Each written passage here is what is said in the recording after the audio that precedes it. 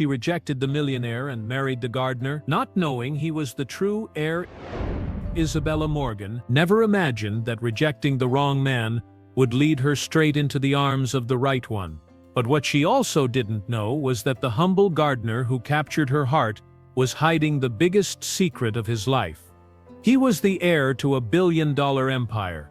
This is the story of how true love can bloom in the most unexpected places, and how sometimes appearances can deceive even the purest heart. It all began on a rainy Tuesday in April, when Isabella arrived early at Lincoln Elementary School, where she worked as a kindergarten teacher. At 26, Isabella had dedicated her life to shaping young hearts, just as her grandmother Martha had shaped her when she became an orphan. Her green eyes sparkled with that warmth that only belongs to people who have known both pain and hope, and her smile could brighten even the gloomiest day in Seattle. That morning, as she prepared her classroom decorated with children's drawings and plants she lovingly tended, Isabella had no idea her destiny was about to change forever. In just a few hours, two very different men would enter her life, each representing completely opposite worlds, but only one would hold the key to her heart. If you want to know how this extraordinary story changed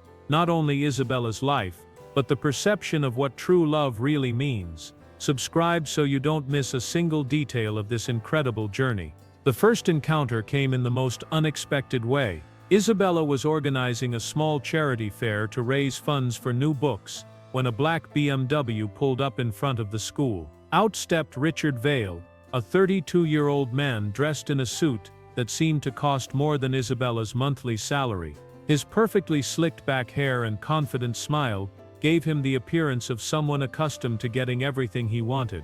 "Excuse me, miss," said Richard, approaching with confident steps. "I'm Richard Vale, businessman. I heard about your charity fair and would like to make a considerable donation." His eyes looked Isabella up and down, lingering on her face with an intensity that made her uncomfortable. Isabella, surprised by the unexpected generosity, invited him to tour the school. As they walked through the humble but lively hallways, Richard couldn't help but comment on the wasted potential of the place, and how with the right investment, this could be something truly impressive. "Mr. Vale," Isabella interrupted diplomatically, "we don't seek to impress anyone. We seek to form good people, and that's priceless." That response ignited something in Richard. For years he had known women who were only interested in his money, but here was someone who seemed genuinely indifferent to his wealth. From that moment, Isabella became his obsession. The following days, Richard appeared with different excuses, bringing expensive school supplies, offering to finance improvements, inviting Isabella to lunch at exclusive restaurants. She, raised by her grandmother with values of gratitude and humility, accepted politely, though something inside told her there was something false about Richard's two perfect smiles. "Isabella," he said one afternoon, while they dined at a restaurant where a salad cost what she earned in a day, "a woman like you deserves so much more than this simple life. You could have everything: travel, designer clothes, a house in the best neighborhoods. You just have to say yes." Isabella smiled politely, but inside she wondered why Richard couldn't see that she already had everything she needed: a job she loved, students who adored her, and a life full of purpose. Isabella's second encounter came a week later, in a completely different way. The school principal had secured funds from a government program to revitalize the small school garden that had suffered years of neglect. The gardener assigned to the project arrived on a Monday morning in an old pickup truck, dressed in worn jeans and a simple t-shirt. "Good morning," he said with a genuine smile that immediately contrasted with the calculated smiles Isabella had grown accustomed to. "I'm Alex, here for the garden project." Alexander Stone, though Isabella didn't know it, was the heir to one of the largest business empires in America. At 29, he had decided to escape the golden but empty world he had grown up in. A Harvard graduate in landscape architecture, he had chosen to work with his hands, live simply, and find the purpose that money had never given him. "Show me what you have in mind for this space," Isabella said, guiding him to the small backyard where weeds grew among broken benches. Alexander knelt down and took a handful of soil in his hands. "The earth is good," he murmured, more to himself than to her. It just needs love and patience. Like most beautiful things in life, Isabella found herself watching his strong calloused hands, so different from Richard's soft manicured ones. There was something authentic in the way Alex touched the earth, as if he truly understood it. Over the following weeks, Isabella and Alexander worked side by side in the garden, while Richard took her to expensive dinners where she felt out of place. With Alex she shared simple lunches sitting on the ground, surrounded by plants growing under their care. "Why do you like gardening so much?" Isabella asked him one afternoon, as they planted roses by the fence. Alexander paused, his hands still in the earth. "Because plants don't lie," he replied thoughtfully. "They are what they are, without pretense. If you care for them well, they flourish. If you neglect them, they die. There's no falsehood, no games, just authenticity." Isabella felt something stirring in her chest. In those simple words was more wisdom than in all the speeches about success and ambition that Richard had given her. "And you?" asked Alexander, turning to look at her. "Why do you teach children?" "For the same reason you plant," smiled Isabella. "Children are also authentic. They haven't learned yet to lie about what they feel, or who they are. With them I can be completely myself." Alexander looked at her, with an intensity that made her blush. For the first time in his life, he had found someone who understood his need for authenticity, someone who valued genuine simplicity over superficial glitter. The months passed and the tension between Isabella's two worlds intensified. Richard increased his courtship, taking her to social events where she felt like a fish out of water, surrounded by people talking about expensive brands and exotic trips. But she always returned to school, where Alex waited with a sincere smile and stories about the plants that had grown during the day. One afternoon, while watering the new garden flowers, Isabella confided in Alexander something she had never told Richard. "My grandmother always told me that the heart recognizes its home when it finds it." She sighed, watching the butterflies that had begun visiting their garden. "But sometimes I wonder if I'm destined to always be searching." Alexander stopped pruning and approached her. "What if you've already found it, and are just afraid to recognize it?" Their eyes met, and for a moment, the world stopped. Isabella felt she could lose herself in those brown eyes that looked at her, as if they could see straight to her soul. But then she remembered her grandmother's words about being practical, about not being carried away by feelings alone. "Alex," she murmured, looking away, "you're a good man, but I need to think about the future, about stability." "And do you think stability only comes from money?" asked Alexander softly. Isabella didn't respond, but her silence was answer enough. Alexander felt his heart break a little. He could give her all the stability in the world, but not in the honest way he had planned. That night, Alexander called Carlos Mendoza, his confidant, and the only person who knew his true identity. "Carlos," he sighed into the phone. "I'm falling in love with her." "Mr. Alexander," replied the warm voice of the man who had been more father than employee. "Don't you think it's time to tell her the truth? What if she falls in love with the money instead of me? What if everything changes? What if not telling her the truth leads her into the arms of the wrong man?" Alexander knew Carlos was right, but the fear of losing the only authentic relationship of his life paralyzed him. Meanwhile, Richard intensified his campaign. He discovered Isabella's routine and began appearing at places she frequented. One afternoon, while Isabella was buying vegetables at the neighborhood market, Richard appeared with a proposal that left her speechless. "Isabella," he said, taking her hands in his, "I've been thinking. I know you value education and helping others. What would you think if we founded a private school together? You could be the principal. We'd have the best resources, and you could impact the lives of many more children." For the first time, Richard had touched something that truly mattered to Isabella. The idea of being able to help more children, of having unlimited resources for education, was tempting. "Think about it," continued Richard. "You don't have to keep struggling alone. With me you could make a real difference in the world." Isabella went home that night with her head full of possibilities. For the first time, Richard's proposal didn't feel like it was just about him, but about something bigger. Maybe she had been too proud. Maybe accepting help wasn't giving up.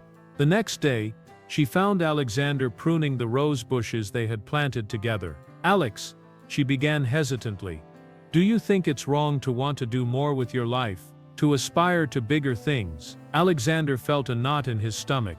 "It depends on what you're willing to sacrifice to get it," he replied carefully. "What if I didn't have to sacrifice anything? What if I could have it all?" "Isabella," said Alexander, setting down the pruning shears, "can I ask you something? When you're here, in this garden, do you feel complete?" Isabella looked at him confused. "Yes, but then you already have everything," he interrupted gently.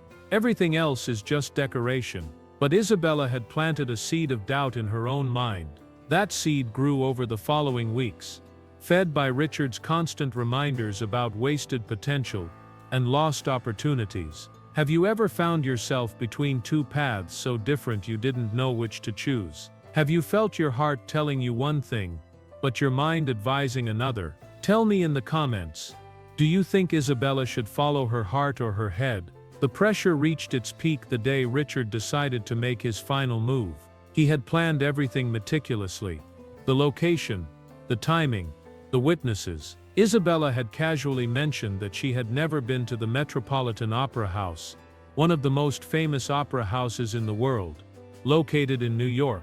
"Tonight I'm taking you to see something special," Richard told her that afternoon, arriving at school with a designer dress. "Trust me." Isabella felt uncomfortable with the expensive dress, but Richard insisted.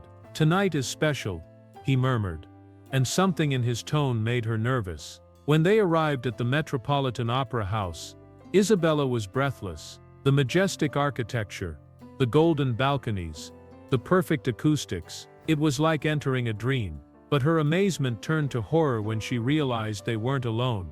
The theater was filled with New York's elite, all dressed in formal wear, all looking at her. "Richard," she whispered, "what's happening?"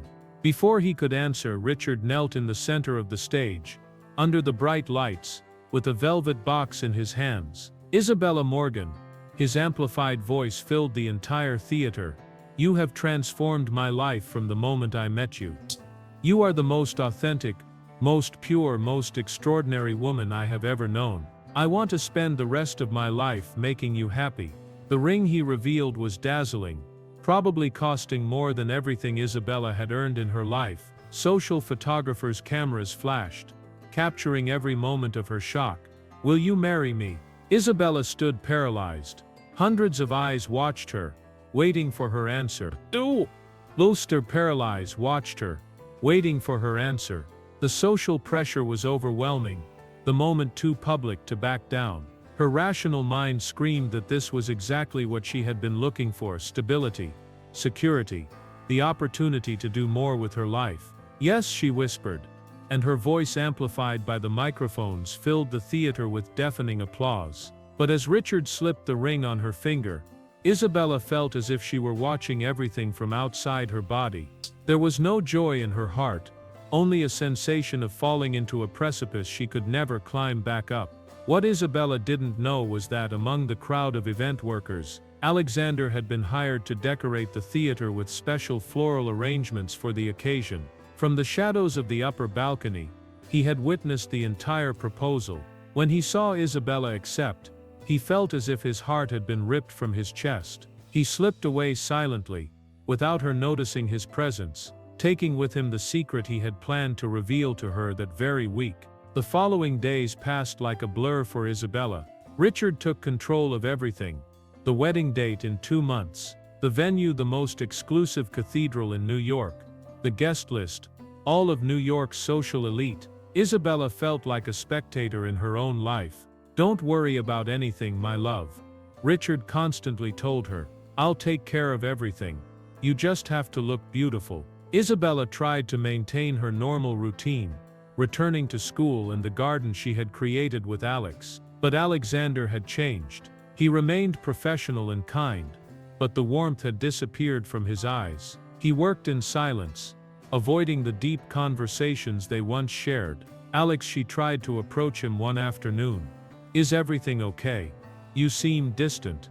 "Congratulations on your engagement," he replied without looking at her, concentrating on the plants. Richard seems to be a fortunate man. The way he said fortunate made Isabella feel a pang of something she couldn't identify. Was it sadness? Regret? She began but didn't know what to say. How could she explain that since accepting Richard's proposal, she felt like she was living someone else's life? Isabella, Alexander finally said, turning to look at her with those eyes that had begun to haunt her dreams. Are you happy? The question hit her like a punch. For weeks everyone had told her how lucky she was, how perfect Richard was, how wonderful her new life would be, but no one had asked if she was happy. I should be, she whispered. That's not an answer, said Alexander gently. Isabella felt tears stinging her eyes. Why is it so complicated? Why can't I just be grateful for what I have? Because maybe what you have isn't what you really want, replied Alexander. And for a moment, Isabella saw a glimpse of the man she had come to know and love. That night, Isabella couldn't sleep. She walked around her small apartment, looking at the ring on her finger that felt like a chain. She went to her small balcony, where she kept some of the plants Alex had taught her to care for. As she watered them under the moonlight, she remembered the afternoons in the school garden, the conversations about authenticity, the way she felt completely herself when she was with him. Grandma, she whispered to the wind, what would you do? As if the universe had heard her prayer, her phone rang. It was Rosa, her elderly neighbor, in panic. Isabella, my granddaughter is in the hospital. She had an accident. I need to get there, but I don't have money for the taxi. Without hesitation, Isabella took her savings and accompanied Rosa to the hospital. While waiting for news about the granddaughter, Rosa took Isabella's hands. Child, she said, with the wisdom of her 80 years, why do you have the eyes of someone who lost something important? Isabella couldn't hold back the tears any longer. She told Rosa everything, about Richard, about Alex, about the confusion that was tearing her apart. The heart never lies, Rosa finally told her. The head can get confused, but the heart always knows. With whom do you feel like the real Isabella? The answer was so clear it hurt. The next morning, Isabella decided she needed to speak honestly with Richard. She arrived at his office unannounced, something she had never done before. The secretary seemed nervous when she announced her. Isabella, what a surprise, said Richard, but something in his tone sounded forced. Shouldn't you be choosing flowers or something? Richard, we need to talk, said Isabella, closing the door behind her. About us, about the wedding, about everything. For the first time since she'd known him, she saw fear in Richard's eyes. What are you talking about? Everything is perfect. No, it's not, said Isabella, with a firmness that surprised even herself. I don't feel like myself with you. I feel like someone you're trying to mold into something I'm not. Richard went pale. Isabella, you're nervous about the wedding. It's normal. After we get married, everything will be what? Interrupted Isabella. Will you keep telling me what clothes to wear, where to eat, how to behave? When did I become your project and stop being your partner? You're being ridiculous, said Richard, but his voice trembled. I'm offering you a life that most women would kill for. But I'm not most women, replied Isabella, and saying it, she felt like she was remembering who she really was. At that moment, Richard's phone rang. He looked at the screen and went even paler. I need to take this call, he muttered. Isabella could hear part of the conversation through the poorly closed door. No, I haven't told her yet. Yes, I know time is running out. I need more time to get the money. The wedding has to happen before. Isabella felt as if the ground was moving under her feet. Money? Getting money through the wedding. With her heart pounding, she moved closer to the door. My father won't give me the inheritance unless I'm married before 33. Yes, that's the only way to access the trust fund. No, she doesn't know anything about my real financial situation. Isabella's world collapsed. Everything had been a lie. Everything. Richard didn't want her for who she was. He needed her for what she represented. A respectable wife, who would allow him to access his family inheritance. With trembling hands, Isabella quietly left the office before Richard finished the call. She walked through the streets of Seattle, like a sleepwalker, aimlessly, until she found herself at the school. It was Saturday, so the building was empty, but Isabella had keys. She went straight to the garden she had created with Alex, the only place where she felt at peace. She sat among the roses they had planted together, and cried like she hadn't cried since her grandmother's death. Isabella, she looked up and saw Alexander standing at the garden entrance, with tools in his hands, and concern in his eyes. "What are you doing here?" she sobbed. "I come on Saturdays, to maintain the garden," he said softly, setting down the tools and approaching. "The real question is, what are you doing here, crying among our roses?" The word "our" broke Isabella's last defenses. She told him everything, the conversation she had overheard, Richard's lies, the feeling of being a complete fool. Alexander sat beside her among the flowers, saying nothing, simply being present while she unburdened herself. When she finally calmed down, he spoke. "Isabella," he said softly, "can I tell you something?" She nodded, wiping away her tears. "Years ago, I also lived surrounded by people who wanted me for what I could give them, not for who I really was. It's the loneliest feeling in the world." His voice had a pain Isabella hadn't heard before. "But when I met you, when I saw how you treated the children, how you cared for the plants, how you were genuine with everyone, regardless of their position, I fell in love with who you really are." Isabella looked up at him. "In love, hopelessly," sighed Alexander. "But I knew you had to make your own decision, that you had to discover for yourself what you really wanted." "Alex," murmured Isabella, feeling her heart race. "Isabella, you don't need Richard or anyone else to be extraordinary. You already are. You don't need money or status to make a difference in the world. You're already doing it, every day, with every child you teach, with every person you touch with your authenticity." Isabella felt as if she were seeing the sun for the first time after months of clouds. "Do you really believe that?" "I know it," said Alexander, gently taking her hands in his, calloused but infinitely gentle. "And if you give me the chance, I'd like to spend the rest of my life reminding you of that every day." In that moment, surrounded by the flowers they had planted together, Isabella knew with total certainty what she had to do. "Alex," she sighed, "what would you say if I told you I want to start over with you?" The smile that lit up Alexander's face was brighter than all the jewels Richard had used to dazzle her. "I'd say that's the most beautiful proposal I've ever received in my life." That night, Isabella called Richard and told him she couldn't marry him. As expected, he didn't take it well. "You're making the biggest mistake of your life," he shouted over the phone. "Without me you're nothing. You'll come crawling back when you realize what you lost." "No, Richard," replied Isabella, with a calm that surprised her. "I'm realizing what I almost lost." The following days were a whirlwind. Isabella had to return the ring, cancel all wedding arrangements, and face the disappointment of some people who thought she was throwing her life away.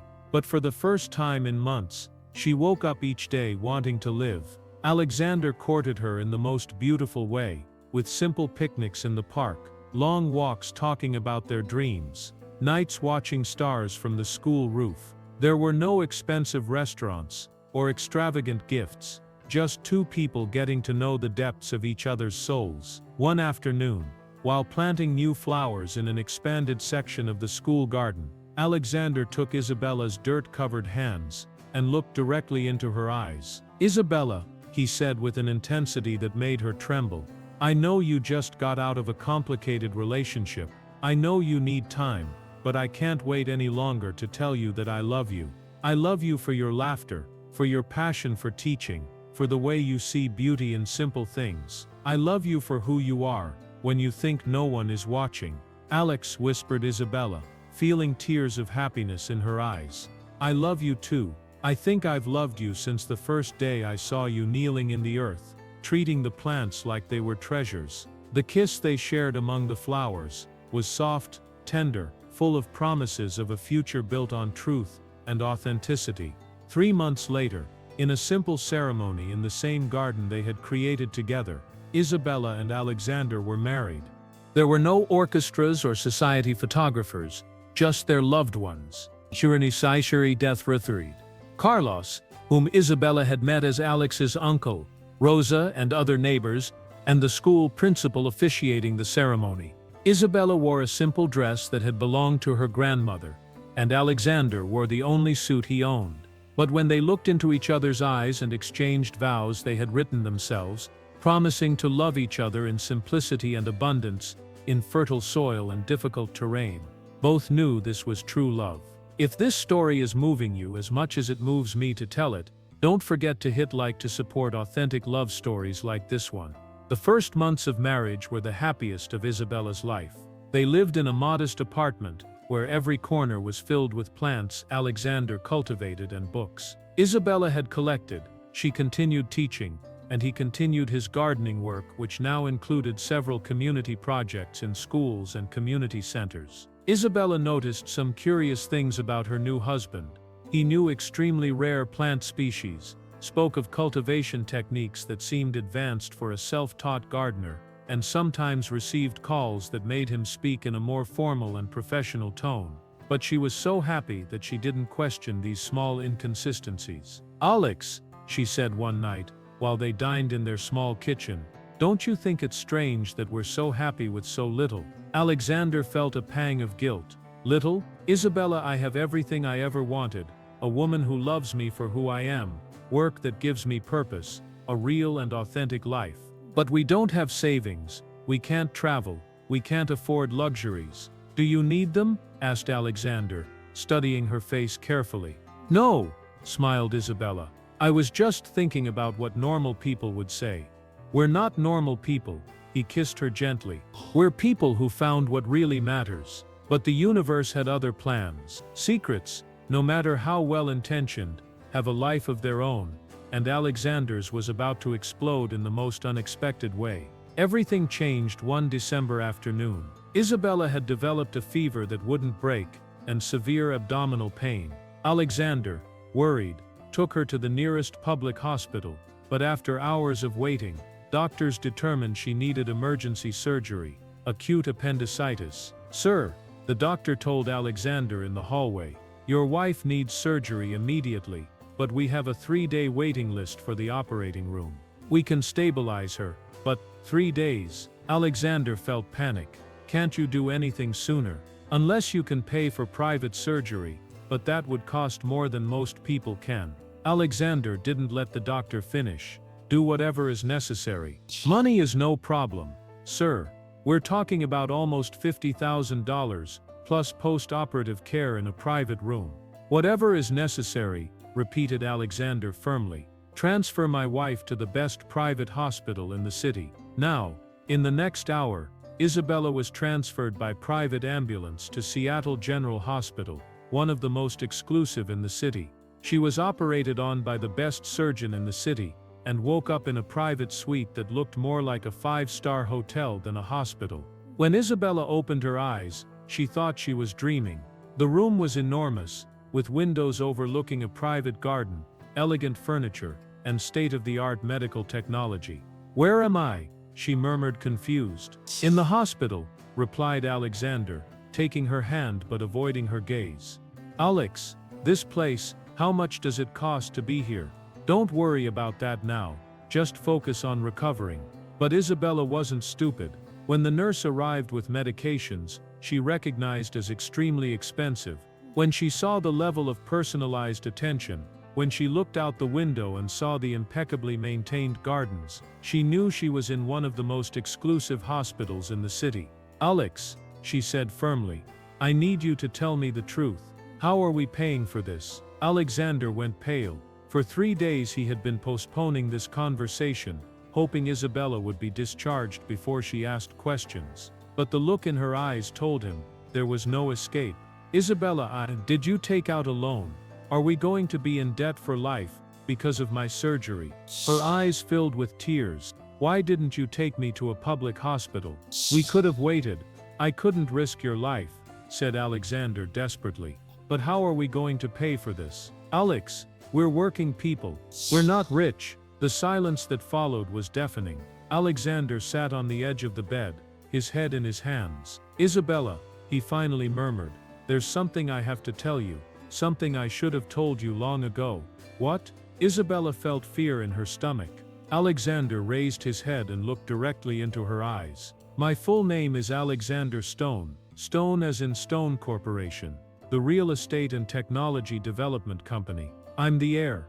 Isabella was silent for a moment that felt like an eternity. What do you mean by heir? I'm one of the richest men in America, sighed Alexander. My family owns Stone Corporation. It's worth billions of dollars. Isabella felt as if the world had stopped. I don't understand. Isabella, I never wanted to lie to you. I started working as a gardener because I was tired of the superficial life, of people who only saw me as a bank account. When I met you, when I saw that you loved me for who I really was, I couldn't bear the idea of ruining it by revealing my true identity. Your true identity? Isabella's voice rose. Who are you really then? The humble gardener I met, or the billionaire who's been lying to me for months? I'm both, said Alexander desperately. Isabella, the Alex you met? The man who fell in love with you in that garden. That's who I really am. The money doesn't change that. Isabella sat up in bed, ignoring the pain from surgery. Doesn't change anything? Alex, I married you thinking you were a gardener who would sometimes struggle to make ends meet. I thought we were going to build a simple life together. And we can, pleaded Alexander. We can live however you want. The money doesn't have to change anything between us. It already changed everything, shouted Isabella, and immediately regretted it, because the surgical pain intensified. You lied to me, Alex. For months you let me believe a lie. Oh! You fell in love with the real me. I fell in love with someone I thought was honest with me. Tears ran down Isabella's cheeks. How can I trust you now? What else have you been hiding from me? Alexander approached to take her hand, but Isabella pulled it away. Isabella, please. I need to be alone, murmured Isabella, turning toward the window. Please, go, Isabella, go, she shouted, and the shout hurt her both physically and emotionally. Alexander left the room with a broken heart, leaving Isabella alone with the devastating realization that once again, she had been deceived by someone she had trusted completely. During the following days in the hospital, Isabella sank into deep depression, not just because of the betrayal, but because of total confusion about what was real in their relationship. Had he really loved her, or had it all been a game to him? How could she distinguish between truth and lies, when their entire relationship had been built on a fundamental falsehood? On the fourth day, she received an unexpected visit. An elegant woman about 58 years old, impeccably dressed but with gentle eyes, knocked on her door. Mrs. Stone? Asked the woman.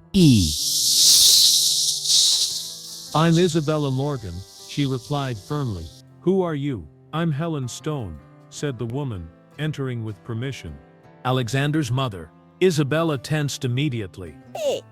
If you're here to defend him, I'm here to tell you a story, interrupted Helen gently. The story of a woman who was also poor once, who also fell in love, and who was also hurt by secrets and lies. Despite herself, Isabella found herself intrigued. Helen sat in the chair next to the bed. I grew up in the south side of Chicago, one of the poorest neighborhoods in the city, began Helen. My father was a construction worker. My mother cleaned houses. When I was 20, I met Edward Stone, the son of the owner of one of the houses where my mother worked. Isabella listened, despite her resentment.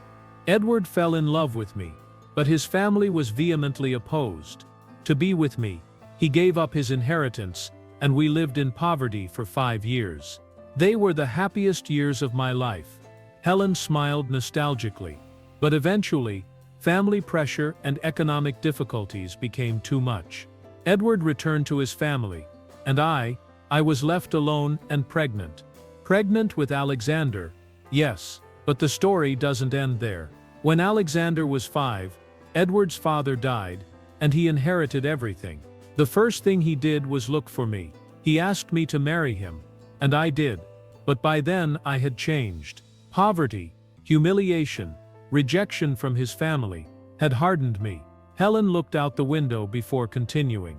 I became obsessive about wealth, about status, about never being vulnerable again. Alexander grew up seeing how money had corrupted my ability to love. Genuinely. That's why he fled from that world. Why are you telling me this? Asked Isabella. Because when I investigated who you were, I expected to find a gold digger. Instead, I found a woman who gave my son something I couldn't give him. Unconditional love. Alexander is happier with you in these months than in all the previous years. But he lied to me, murmured Isabella. Yes, he did. And it's wrong, admitted Helen. But Isabella, can you understand why he did it? Imagine if you had known from the first day that he was a billionaire. Would you have been able to separate your feelings toward him from feelings toward his money? Isabella remained silent because she knew Helen was right. My son made a terrible decision by lying to you, continued Helen. But the reason behind that decision was his desperate love for you. He wanted to be loved for who he is, not for what he has. And now what? Asked Isabella with tears in her eyes. How can I trust him again? I don't know, replied Helen honestly. But I know that if you don't try, you'll both lose the most real love you've ever known. And believe me, that kind of love doesn't come twice in a lifetime. After Helen left, Isabella spent days processing everything she had heard. The doctors discharged her, but she didn't return to the apartment she had shared with Alexander. Instead, she stayed with Rosa, her elderly neighbor, who took her in without asking questions. Alexander appeared every day at school, hoping to talk to her, but Isabella avoided any contact. He left flowers from the garden they had created together on her desk, with small notes asking for forgiveness, but Isabella threw them away without reading them.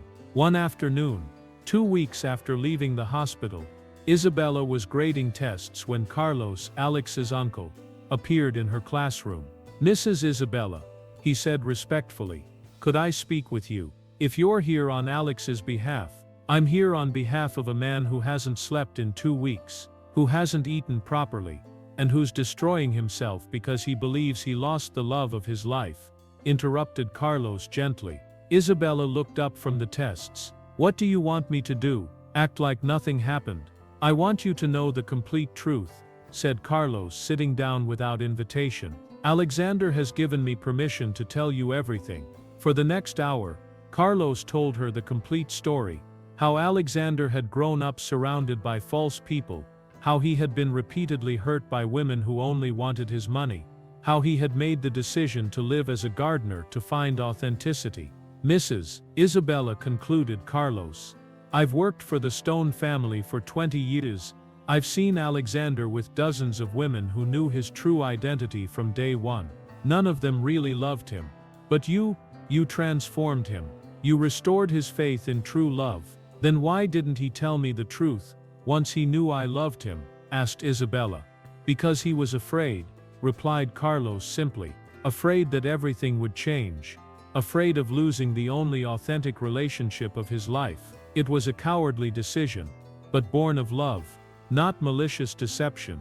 That night, Isabella walked through the park where she and Alexander had had so many dates. She sat on the bench where he had first told her he loved her, and tried to separate her emotions from the facts. Fact, Alexander had lied to her about something fundamental. Fact, that lie had been motivated by fear, not malice. Fact, the man she had fallen in love with, gentle, authentic, hard-working, was real. Fact, she loved him, even now, even with all the pain. But the most important fact was this: could she forgive and trust again? The next day, Isabella made a decision. She went to the apartment she had shared with Alexander. He was sitting in the small balcony garden, tending the plants they had cultivated together. When he saw her, his face lit up with hope.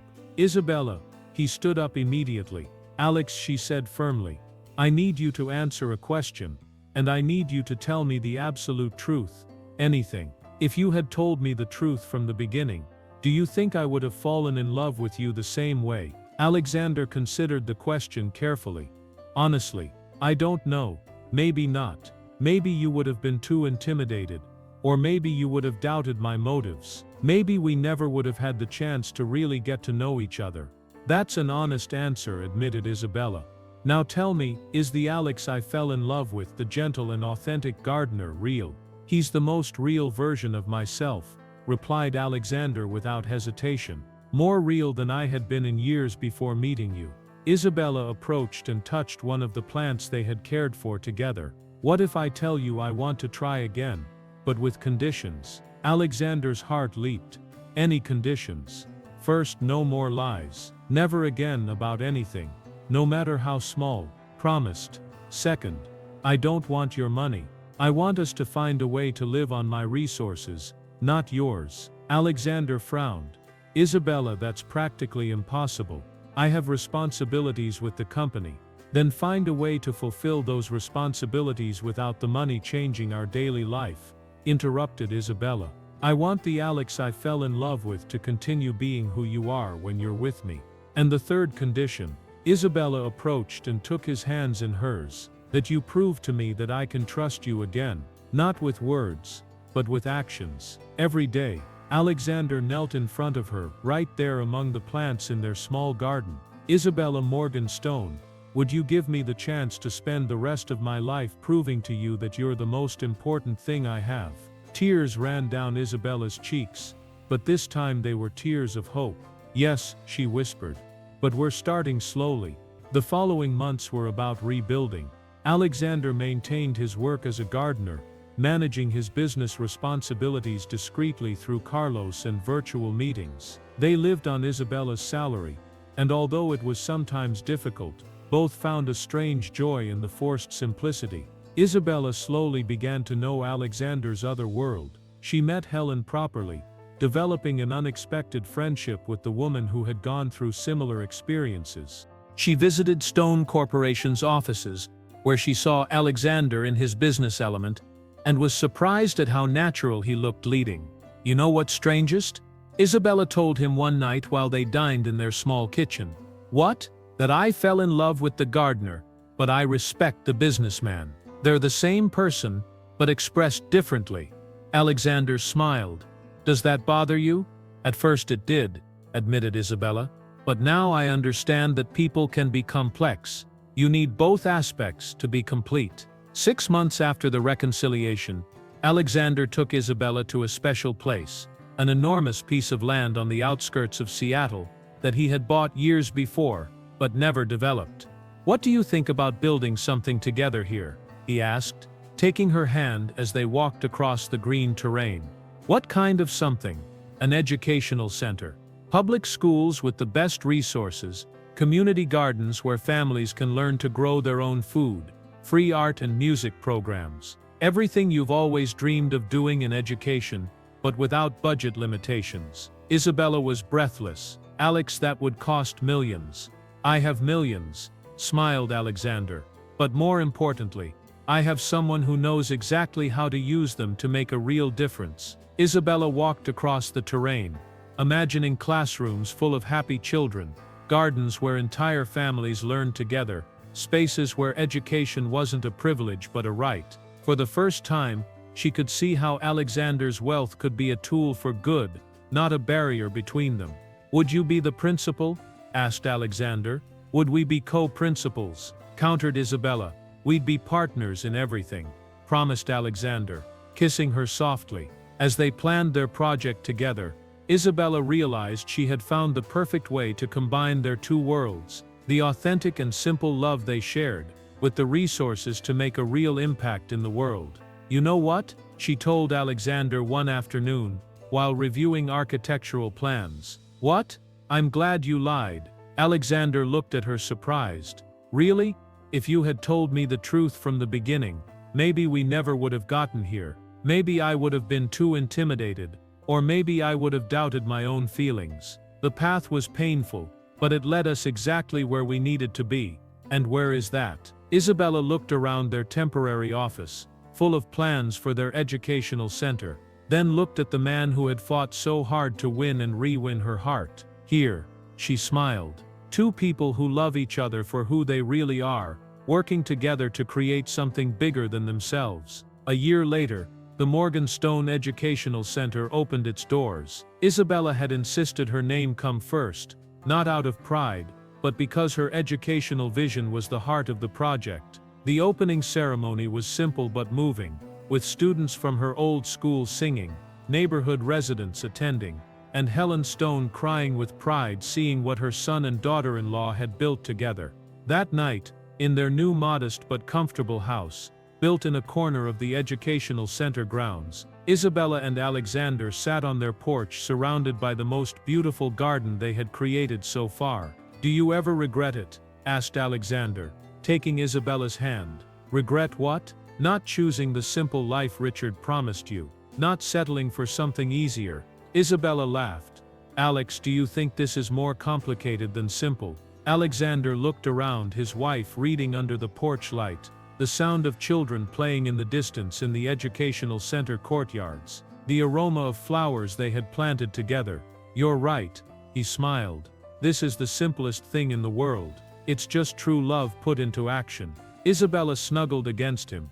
"And you know what's most ironic of all?" "What?" "That I rejected the fake millionaire and married the real gardener, only to discover that the gardener was the true millionaire. But in the end, it turned out that money was never what mattered.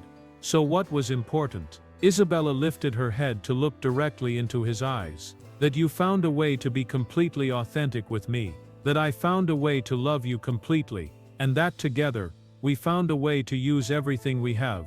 Your money, my passion, our love, to make the world a better place." Alexander kissed her softly. "I love you, Isabella Morgan Stone."